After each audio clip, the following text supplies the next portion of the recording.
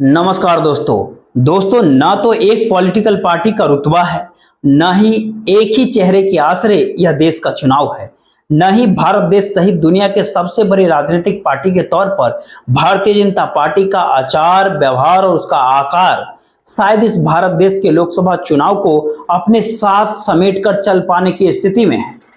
यूं तो राजनीतिक तौर पर बीते दो चुनाव से हटकर के यह चुनाव हो रहा है। इसके बावजूद आप अगर ध्यान देंगे इस दौर में, तो हर कोई इस दौर में ताना बाना बुनता है कि 2014 का लोकसभा चुनाव आप याद कर लीजिए, 2019 का लोकसभा चुनाव याद कर लीजिए, और कमोबेश हर चुनाव के भीतर बीते दो चुनाव का जिक्र होता ही है। लेकिन भारत देश की राजनीति का एक कड़वा सच यह भी है कि हर 10 साल के बाद देश की जनता खुद चुनाव लड़ती है।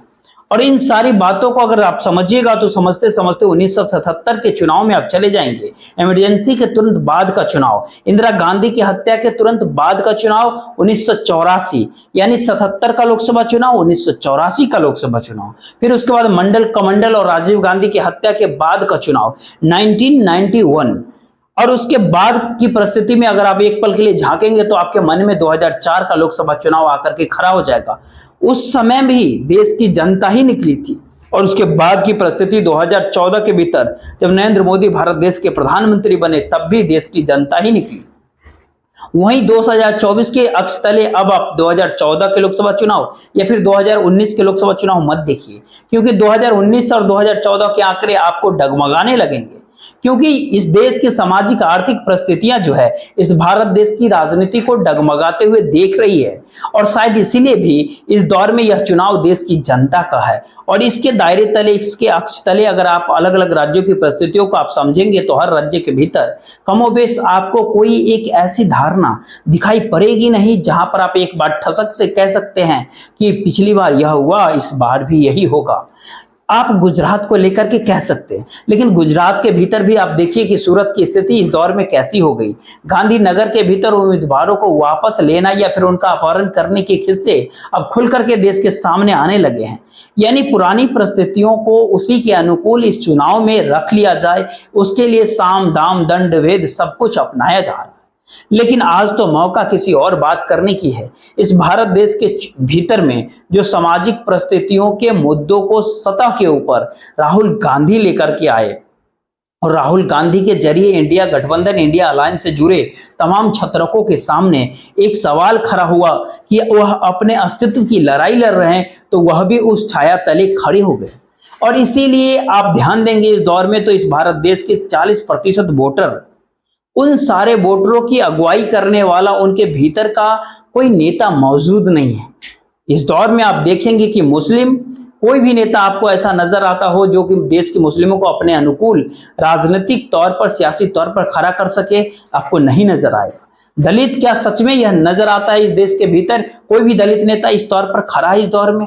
मायावती का नाम लिया जा सकता था, लेकिन जब उत्तर प्रदेश के भीतर ही मायावती वह खामोशी के साथ एक एक कदम आगे बढ़ा रही है कि पता नहीं कब पीछे से कौन सी परिस्थितियां इस दौर में दिल्ली दरबार की सत्ता के जरिए एक चाल चल दे और उनके सामने मुश्किल हालात सामने खड़ा हो जाए, तो फिर जनता को अपने नेता के तौर पे कौन सी पहचान? और यही सवाल आदिवासियों को लेकर के, शेड्यूल्ड ट्राइब्स को लेकर के है। और इन सबों को मिला दीजिएगा तो करीब 40% वोटर, 40% जनसंख्या एक ऐसा वोटर है जो अलग अलग राज्यों के भीतर अपने अपने मुद्दों के आश्रय, अपने समुदाय और अपने नेताओं के आश्रय और अपनी जरूरतों के आश्रय सियासी तौर पर इस संघर्ष के और सिर्फ देख ही रहा है।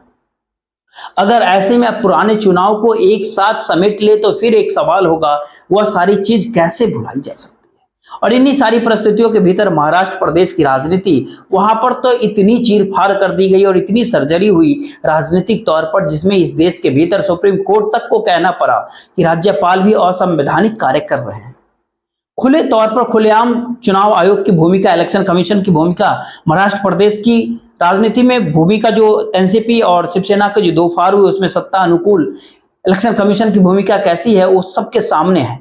असल सवाल इस दौर में यह कि इस चुनाव के भीतर बहुत कुछ तय होना है। 2024 के लोकसभा चुनाव के बाद की परिस्थितियां इस देश में उन राजनीतिक परिस्थितियों और नेताओं को सहेज कर बचा के रख पाएगी जो 2024 के लोकसभा चुनाव के बाद चल पाए।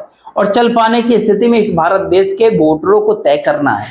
और शायद इस दौर में इसीलिए महाराष्ट्र प्रदेश के भीतर पहली बार तीसरे चरण के चुनाव में जिन जगहों पर वोट पड़ना है वो 3 अलग अलग क्षेत्र है, अपने अपने सामाजिक मिजाज से बिल्कुल अलग है। पश्चिम महाराष्ट्र की परिस्थिति मराठवाड़ा से अलग है, मराठवाड़ा की स्थिति टोकन से अलग है और तीनों जगहों के ऊपर इस बार वोट पड़ने हैं। समूची सीटों के ऊपर नहीं, लेकिन अधिकतर सीटों के ऊपर वोट पड़ना है। यानी ये कहे कि शिवसेना असली कौन है, एनसीपी असली कौन है, और जो नकली कह करके चुनाव प्रचार, चाहे वो प्रधानमंत्री नरेंद्र मोदी हो, चाहे गृह मंत्री अमित शाह हो, जो नकली शिवसेना, नकली एनसीपी का जिक्र किया करते हैं, उनके बारे में भी तय हो जाएगा कि बहुत सारे सवाल इस दौर में अटके हुए हैं। और ऐसे में शायद एक राजनीतिक तौर पर एक दूसरे को कटघरे में खड़ा करना नहीं बल्कि तंज कसने के तौर पर है। तो शायद इसीलिए प्रधानमंत्री खुद जिस विलास के अंदर डूबे रहते हैं और जिस विलास के आश्रय उन्होंने अपनी एक पहचान बना ली, वो चाहे 8,000 करोड़ के हवाई जहाज हो या फिर उनके साथ चलने वाली दुनिया की सबसे महंगी गाड़ियों का एक रैला हो, इस दौर में एसपीजी की सुरक्षा भी जो करीब करीब 48 करोड़ रुपए जिनके ऊपर खर्च होते हैं वो केवल प्रधानमंत्री के लिए।